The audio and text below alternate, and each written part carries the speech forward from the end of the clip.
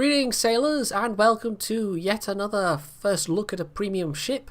Last week it was a pair of World of Tanks vehicles, and this week, well, it's one of the two upcoming premiums that we know of for sure. I mean, there's the Campbelltown as well, but I mean, they took this away for further tweaking after we initially had it to look at, and the same with the Campbelltown. This has now come out on sale. The Campbelltown we still don't know. And they've actually announced another pair of upcoming premiums as well. A Tier 5 American battleship, the Texas, and a Tier 6, I think, Soviet cruiser, which is... oh, I can't remember the name now. The Molotov, I think? Anyway, so I don't know when they're coming out though. I mean, they're coming along with the next patch. We haven't been given them to test or anything like that, and we'll see what they're like when we get those. So the Saipan, it's a Tier 7 premium carrier, and it is actually the very first premium carrier, so I think it's something of an experiment by Wargaming in that regard to see how popular the idea is. It's quite interesting. It's a unique vehicle, not only in that it's a carrier, but also in its loadout. The actual ship stats themselves, well, it is a light carrier. It's actually a successor to the Independence class. Two of these were built, but they only saw very brief service as actual carriers. Both of them were launched at the end of or just after World War II, even though they were kind of World War II era designs, and their careers as carriers was relatively limited. I think they both had a couple of years where they were used as carriers, and the Saipan in particular, the USS Saipan, which was the first, the lead of the class, if you like, that was used as a training carrier for a while, and then eventually ended up as a communications relay ship. So its career as a carrier was actually quite brief, but like the Independence at Tier 6, which as you can see, that's my highest tier carrier, my highest tier normal carrier. I'm far from expert in carriers, by the way. I mean, bear that in mind with everything I'm saying. It is reasonably speedy, doesn't have a lot of armor, and it is based on a cruiser hull. And actually the cruiser in particular, it's the Baltimore hull this time around as opposed to the Independence. So if you're thinking it looks familiar, well, of course we do have actually the Baltimore in game. So what is so interesting and different about this? Well, it really does come down to the plane loadout, but before I look at those, we'll have a quick look at the stats themselves. So survivability, 44,000 hit points. I mean, really the hit points are there to, you might absorb some strikes from other aircraft, or you might survive a bit if you're being if you're unlucky enough to be in range of enemy ships shooting at you. You know, if stuff's gone that wrong, the enemy ships can shoot at you, but at the end of the day, I mean, the hit points are just gonna keep you alive for only so long because it doesn't have that much armor. So I don't know how this compares. I haven't actually directly compared this ship to the other ships at Tier 7, the Ranger and the Hiryu, because it really is the strike wing that's the different thing about this. The rest of the characteristics, it's a light carrier essentially. Aircraft, well, you'll notice the rating changes quite drastically depending on which loadout I select, and this is the major difference, by the way. When we first had this for testing, it had one loadout, and they've actually given it two different loadouts, but honestly it still only has one, because one of these loadouts is a fighter heavy loadout, the other with a single dive bomber squadron. The other loadout has a pair of fighter squadrons and a pair of torpedo bomber squadrons. That is the loadout you want to use. So even though it looks worse, it's not. You want to use that one. You absolutely want to use that one. So you get 48 planes, which is the main thing, and also 3 planes per squadron. This is where it gets interesting. So compared to the US squadrons, you have got half squadrons essentially. Now if you have the relevant captain skill, I think you can get that to 4 planes per squadron, which puts you on a par with the Japanese carriers. And honestly, that brings me to the point of saying this, I am told, plays much more like a Japanese carrier than an American carrier. But I wouldn't know. I don't have any of the Japanese carriers, and I certainly don't have any of the higher tier Japanese carriers. It probably makes it more of a capable attack carrier than the Ranger, tier per tier. But it is, I don't know, I just know the range is not very well regarded, but if you compare it to the Hiryu, I don't know, honestly don't know. You'd have to ask an actual dyed-in-the-wool carrier player. Now, the other thing about these planes, which it won't show you here, is the fact that they are tier 9 planes. So if I mouse over, these are basically the planes that you get on the Essex, I believe. So they're quite fast, but you only get 3 of them per squad. And in terms of the fighters especially, that basically makes them sacrificial pawns. There's taking on American squadrons, even taking on Japanese squadrons, they run out of ammo really fast, and they don't seem to be particularly effective, even though they are higher tier fighters. So the fighters honestly just feel like something you use to distract enemy planes while you get the torpedo bombers through to actually do some damage. In terms of using your fighters to protect friendly ships, offensively, the best way to use them seems to be doing strafing runs, and I suck at those. I absolutely do. So I did try it a couple of times, but it's not that difficult if you know what you're doing to try and avoid somebody making a strafing run. You can kind of tell when somebody's trying to set you up for a strafing run, and most of the times I tried it, I was just countered. People got their planes out of the way in time, or else I just muffed it completely. And even you'll see very skilled carrier players trying to do fighter strafing. They will also frequently get it wrong because it's quite a hard thing to do. So apart from that, the only other way to be able to effectively use them to defend against enemy planes is to try and draw those planes over AA cruisers or battleships with good AA. But the thing is, if they are strike squadrons, at that point they're probably already going to be trying to drop their payloads. But at least you can panic the enemy torpedo bombers or dive bombers, whichever they are, into making a wider spread when they're dropping. So yeah, they seem to be better at kind of point-blank range defense rather than chasing after enemy planes to try and do some damage, because they just go down very, very quickly. I would almost say that the fighters feel like they're expendable on this thing. And because, I mean, the hangar capacity is okay, but because you can burn through those fighters so quickly, it almost feels like it doesn't carry quite enough planes. So maybe the hangar capacity, at least for fighters, could be a bit bigger. Your offensive armament, however, I mean, the single squad of dive bombers, I mean, they're high-tier dive bombers, they're tier 9 dive bombers, they're tier 9 American dive bombers, but you only get one squad of 3 planes.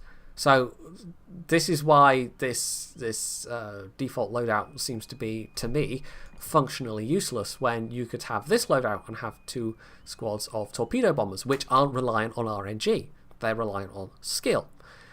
And they are actually quite powerful. They do something like 9,000 damage per torpedo, which is pretty good for airdrop torpedoes. So it really is. I mean, there is only one effective loadout. And what I found myself doing was using the fighters to screen or just provide a distraction for the torpedo bombers getting through, essentially. So it requires a lot of concentration. It requires very good guesswork in terms of reading what the enemy carrier is doing. And based on that, based on these half squadrons that you get, based on the fact that the fighters are relatively weak, even though they are higher tier fighters, at least in any kind of offensive capability, I would say that there's a relatively high skill bar on this thing. I would not recommend buying this ship if you have no idea what you're doing in carriers and you wish to know what to, if you want to buy a carrier and go, right, I'll just buy this tier 7 carrier and I'll practice with it and it'll be fine. I would say that would be a bad idea, because this doesn't really play like other carriers in that regard. It's something that requires existing knowledge to actually make it work, because if you make mistakes, you will be punished hard and you will be punished fast. And this is something that has been relayed to me even by skilled carrier players. So, yeah, the loadout really is the thing that makes this, interesting. In terms of the rest of the stats, well, AA defense is decent, but it's pretty short range. You've got to get them within 3.5 kilometers, although, of course, you can use captain skills to boost those a bit. I didn't, and before I show you the replay, I'll actually show you my Independence Captain, which is what I used on this thing. Maneuverability, 33 knots. It's pretty fast in a straight line, but the turning circle and the rudder shift are... I mean, it's a carrier, so you might dodge some torpedoes, but you're probably not going to dodge that many. And if somebody tries to come at you to do a carrier snipe, well, the chances are you're probably not going to dodge everything they throw at you. And because of the nature of those fighters, I mean, it's always the thing with a carrier snipe. If you don't see somebody's planes, especially their offensive planes, in the first, like, couple of minutes of battle, it's probably a good bet that they are actually going to come for you. So in that case, it's probably best just to keep your fighters circling around the ship, basically. Going off and hunting for those planes, it's probably... you unless you get make a really good guess, or you get really lucky about the direction that the enemy planes are coming from, your AA is not going to provide any kind of long-range deterrent. They have to be pretty much on top of you before it's doing any work. So anyway, oh, and also the point was that you're also at that point probably going to take some torpedoes because of that turning radius and whatever. So yeah, the AA will defend you to some extent, and if you're reacting correctly, you'll probably avoid some torpedoes, but you're almost certainly going to take some as well. So yeah, and in terms of detectability, just under 12 kilometers, and air detectability is 12.7. I don't know if this figure takes into account the fact that it, because it's a premium, comes with a free camo. So it's, I don't know. And of course, because this was given to me as a premium, as a preview ship rather, it's a premium, it makes money, but I don't know how much. The result screens were always, 0, 0, 0, so it might make really good money, it might not. I have absolutely no idea on that count. And talking of money, I could briefly mention how much it costs. In pounds sterling, it's just over £28, which makes it 30-something euros. I'd have to check that. There is, of course, a bundled version available as well, but cost-wise, I mean, that's very slightly more than the Atlanta, and it's a little bit less than the Kutuzov costs. So it's not hugely expensive, but I would say it's of a price where don't buy it just because you think it looks interesting. Buy it because you want something to train a carrier captain in, or you're already fairly skilled in carriers and you think this might be a good moneymaker. I wouldn't recommend just taking a punt at this and seeing how it plays, because it's it's a fairly specialized machine, and it requires having some knowledge of carriers already to actually get the most out of it. So before we go into the replay, I'll very quickly show you my captain skills. It's not a particularly skilled captain. He's got, as you can see, 4 skills, ranks 1, 2, 3, and 4. I think this is a fairly standard loadout. Situational awareness. I've got torpedo armament for the decreased reload time of torp bombers. I've got torpedo acceleration, which gives extra torpedo speed and takes off some of your maximum range, which is fine. Although I do believe this also has the knock-on effect of you have to drop slightly further away, because the arm time of torpedoes is a fixed quantity, I believe. And so the fact that they traverse the distance quicker means that you have to drop slightly further away. But I obviously, having put this captain in there, I don't know what the default was. I just went with, what the skill kind of gave me. So I can't tell you exactly what the default torpedo speed is. And even with the extra 5 knots, they're still not super fast torpedoes. But, they're okay in terms of speed.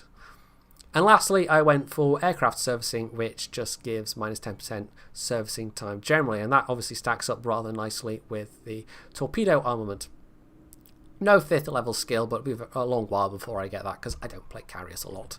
I should emphasize that point. I am by no means an expert, far from it, in carriers. This is all from the layman's point of view in terms of whether I think it's a good ship or not. And I think it's okay, actually. It's just, as I've said, don't buy it expecting it to be OP, or don't buy it expecting to do well on it if you don't know anything about carriers, because you won't. And it's the same with any other carrier. You know, if you bought a Hiryu, if you just free XP to a Hiryu with knowing absolutely nothing about carriers, you probably would suck in that as well. So it's absolutely no different from that. So, enough blather, let's actually see some gameplay. So here we are. This is by far the best game of the evening I had, and I should note I only actually had one evening to test this thing because there was a bit of a miscommunication with Wargaming. Initially, when they first gave these accounts out, we all had to test it on the patch test server that only normally the super testers had access to. But, of course, that meant we were then basically just playing against bots, and you can't really get a good feel for a ship playing against bots. And it was exactly the same with the Campbelltown. This time, however, they put a preview version of the ship on our own accounts, but I was away in Poland, and so I came back to find that there was not a Saipan on my account, and it turns out I'd been overlooked. But Mr. Conway was able to pull some strings and at least get me it for an evening. So this was by far the best game I had. I think I've said that already, haven't I? And the matchmaking's alright. It's technically a tier 8 game, but it's myself versus a ranger, and he's not a fighter loadout ranger. I think he's I think the balanced loadout. So I can't remember. It's like 2 fighters, 2 dive bombers, and a torpedo bomber or something. I will also say this was the replay file that I recorded this from. I neglected to record these live because I completely forgot that when it comes to aircraft carriers, the replay system is far from perfect.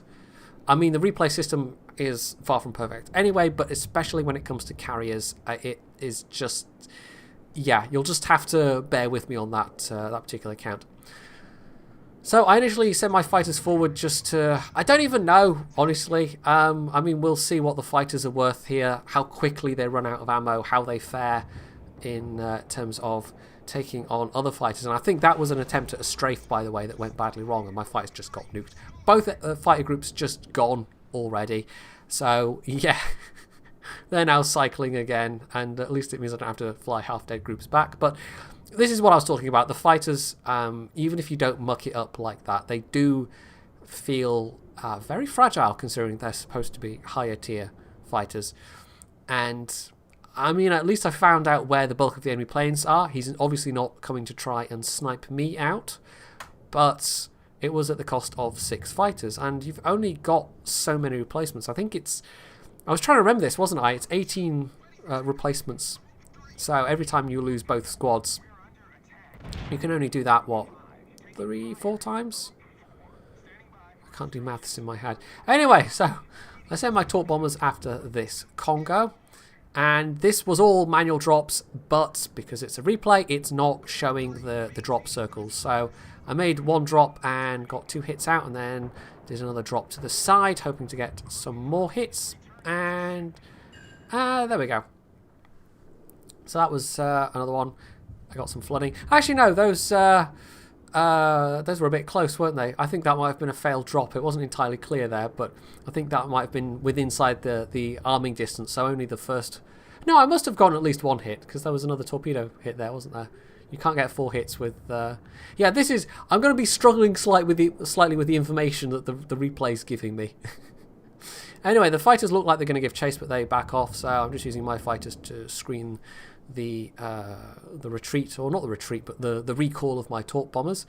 I also decide to head west, because that's where the bulk of our ships are, and it means I can get my fighters and torp bombers down this flank that much quicker.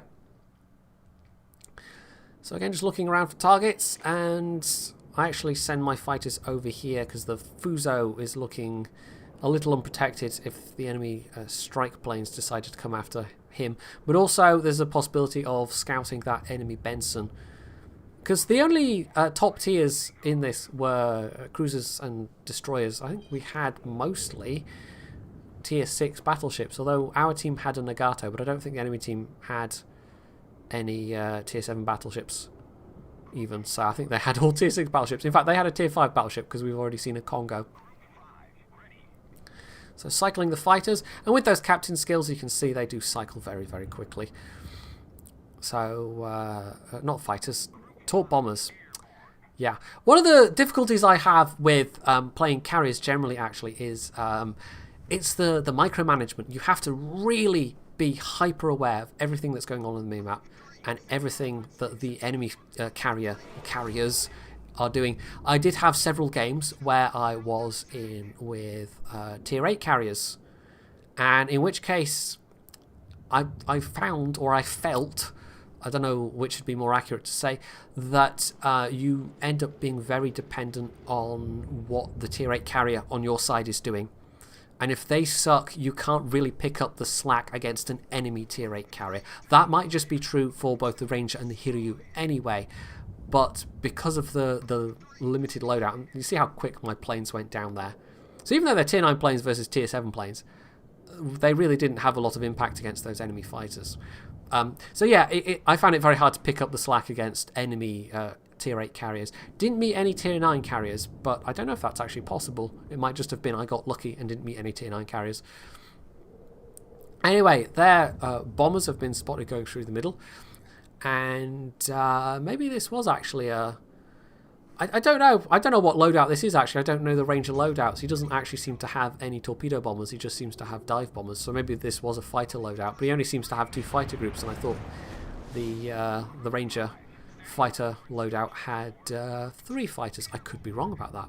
However, I'm going to try and do the same thing. I'm sending my torp bombers wide over or around the B point, because I think he is more towards that side of the map, somewhere south of the Benson. It's unlikely he's way over in the southwest corner, just based on where his planes are active, where they seem to be coming from. So if I can get a sneaky drop on him, well, I'm not sure if I can take him in one strike. If I hit all 6 torpedoes, then maybe. There's a replay bugging out there slightly, but chances are, with my skill level, it's probably not going to happen. You might also notice that the enemy team's helping us out a bit. They've got a -1, almost certainly down to torpedoes, so whoops. But most of the action at the moment does seem to be taking place around A. They really did only have a Benson that seemed to go and try and contest D. So there's their Ranger. And as expected, yes, well, as expected, as I guessed, he is actually around this side. I thought he might actually be a little bit further west than that, maybe more towards the centre, but no, he was actually fairly close to the island. My main worry was, does he have fighters nearby? Now, they've been active up around A, near the middle, but no, they're still there. And it looks like he's trying to call them back, but there's no way they're going to get back in time. So it's just, oh well, there we go. He's actually got one group that's just taking off. But I've got a window to make my drop here before the fighters can engage. So that was a little bit ham-fisted, that particular drop. He's actually managing to turn, but I still might get a hit. However, again, saving my other group so I can make a cross drop. And this looks like it might get at least 2. So 3 out of 6 isn't terrible, and I didn't lose that many planes in the process. However, his fighters have now caught up with me, and they're just wiping out that one group. So even though these are still reasonably fast planes, I mean, that one group just got intercepted and is now getting wiped out. But that means the other group might be able to get past. So I did generally find I was running out of fighters a lot quicker over the course of the evening with the battles I played than the torpedo bombers. And honestly, just feeding the enemy carrier fighters seems to be the way to go.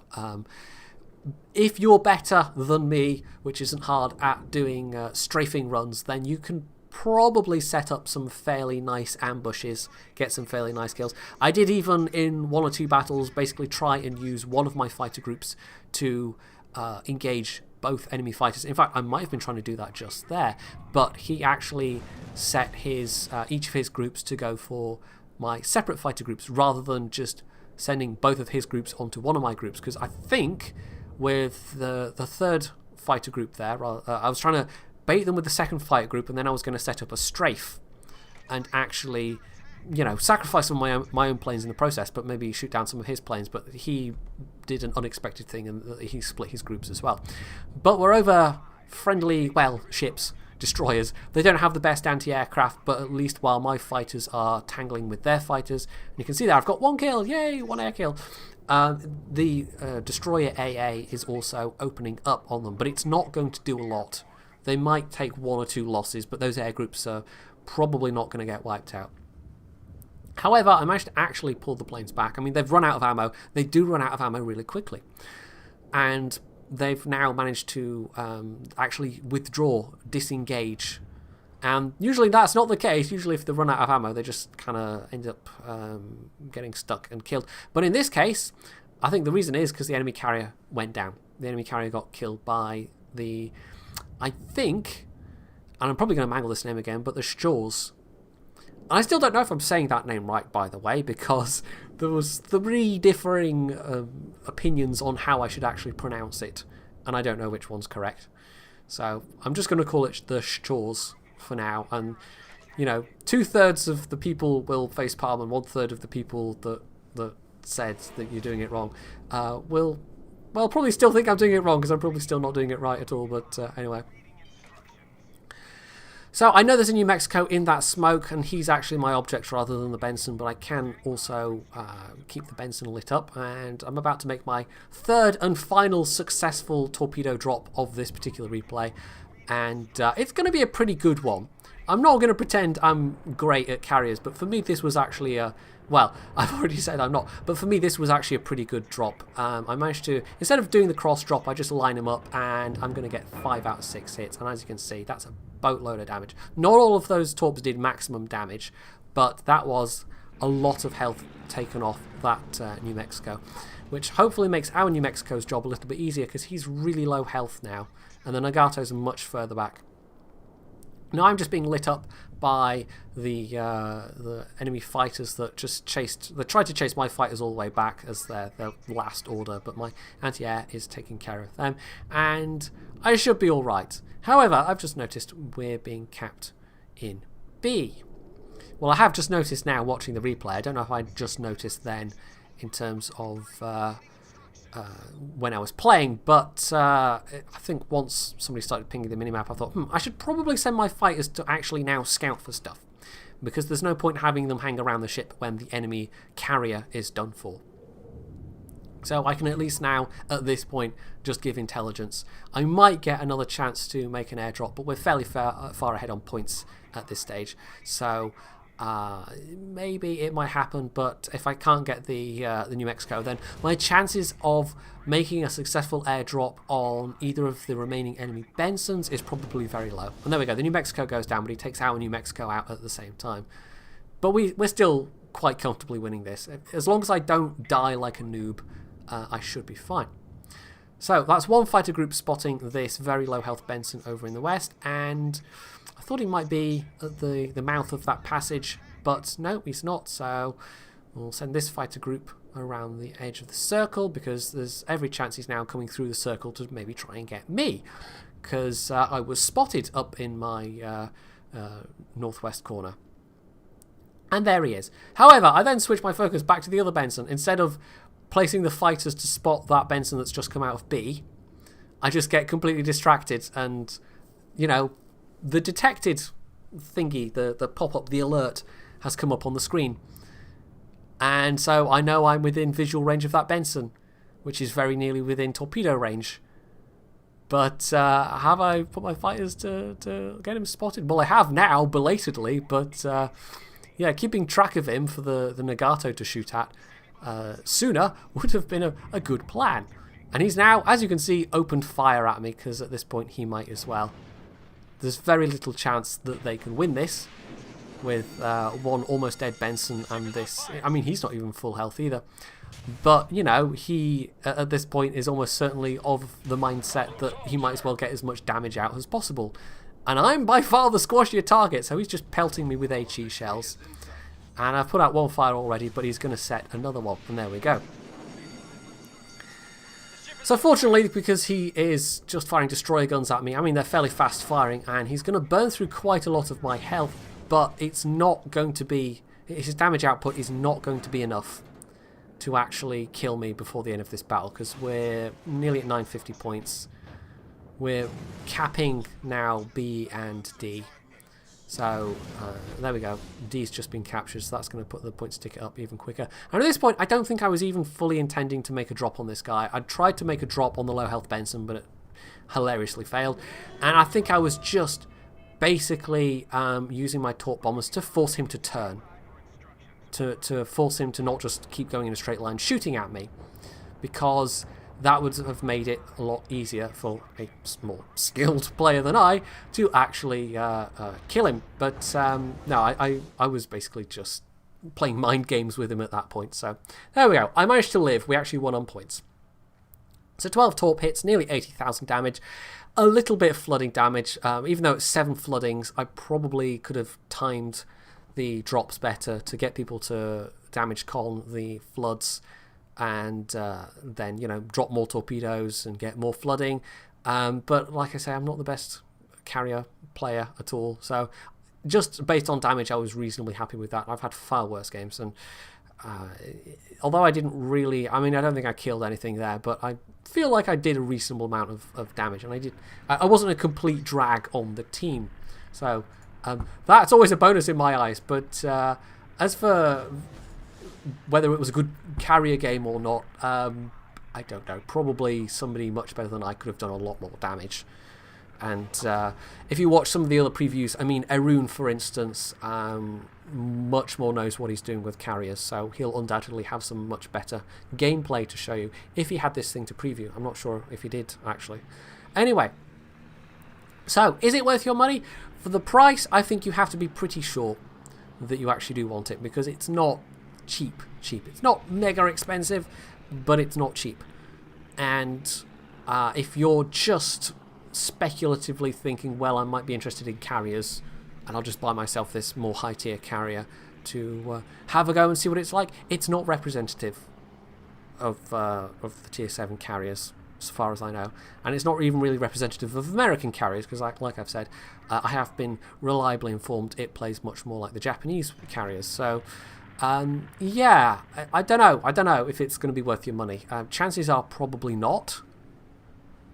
But because it's a premium, well, just because anyone can buy it, most of the ones that you see sailing around that have been bought probably won't be much, you know, they'll be played by players that aren't much good, and in which case the advantages of this thing probably will go to waste. But if you do happen to come across somebody who's a very skilled carrier player playing one of these things, then they could be potentially very dangerous indeed.